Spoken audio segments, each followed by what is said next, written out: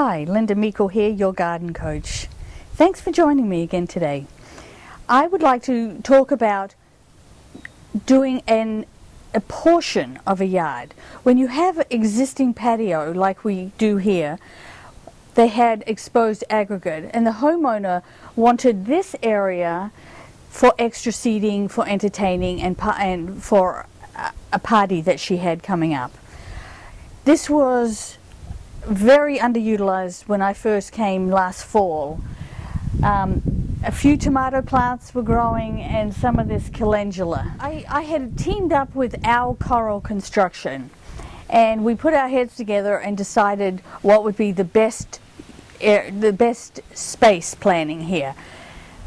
This flagstone is the same coloring as the exposed aggregate. So when you're introducing different hardscape materials, you have to be very careful that it's not too many different materials and too many different colors, because then it doesn't flow very well at all.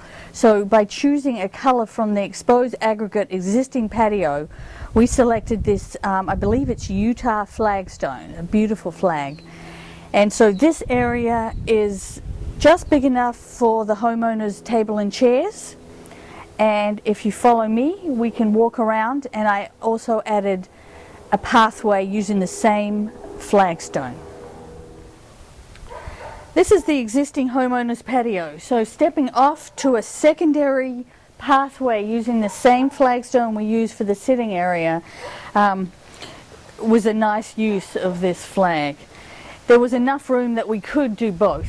We could have a pathway. So follow me and I'll show you what we've done over in the underutilized corner. We have salvia coming back and some Australian grass, some hardy geranium. They just bloom most of the year.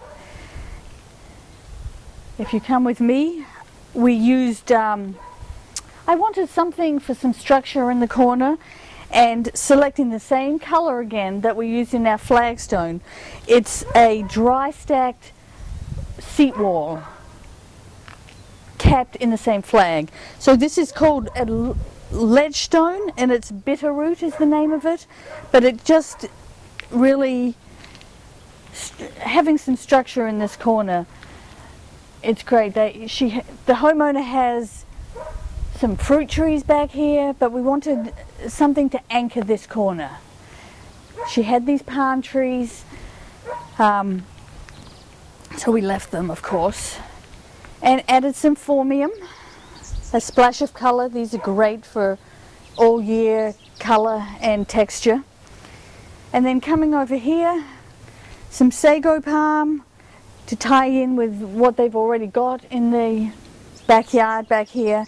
And then berming or mounding to feature this Japanese maple was something that wherever you are in this backyard, this is the focal point for back here in front of the fence, with some boulders and some lights.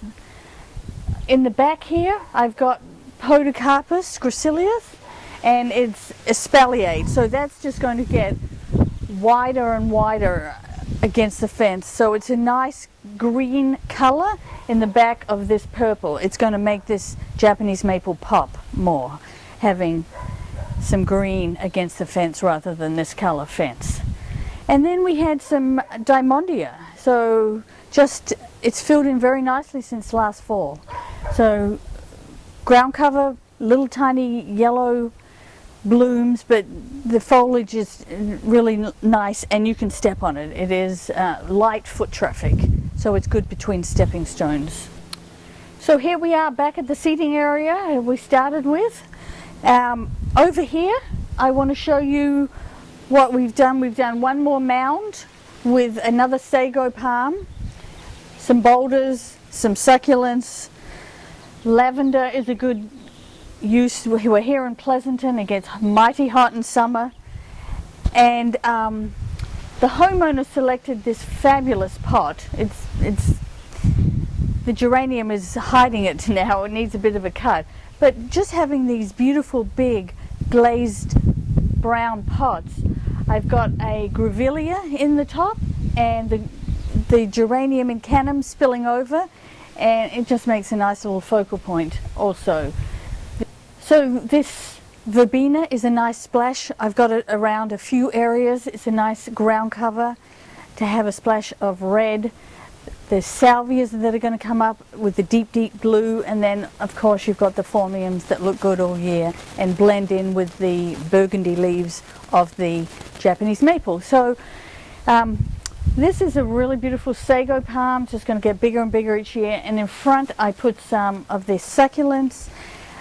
They got a little damaged in the cold and they're being eaten by something, so we have to get that under control, but this will fill in and make a nice juxtaposition from this big rosette and then the sago palm. So I want to get across today is you don't have to do the whole yard all at once. It can be overwhelming, it can be costly. You can do it in stages. If you work with a designer who has the eye for the overall plan, this worked out really beautifully by doing it a portion and then another portion we're going to do later on this year. So feel free to take small portions of your yard and you can do it. So check out my website for more inspirational pictures. Thanks for joining me, Lynda Meikle, your garden coach.